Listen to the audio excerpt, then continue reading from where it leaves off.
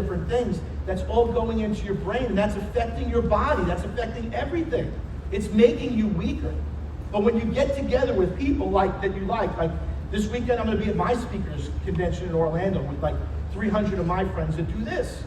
And it gives you energy. See, you have 3 volts of electricity in every single one of your hands. Where's David Katzman?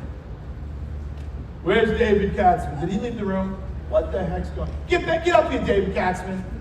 Come on, in your hand, okay? So it brings electricity to you. Now, if you hold on the end of this, one hand, this one, okay, nothing's going to happen, okay? But if I close that circuit, if I close that communication, that relationship, and hold his hand, all of a sudden the electricity from our bodies closes the circuit and lights it up. What? I know it's crazy. Hold his hand. And then you hold my hand, and now watch. It steps up even more, right? Because there's more electricity, there's more power going through our bodies. Have you ever walked into and seen somebody across the room and you knew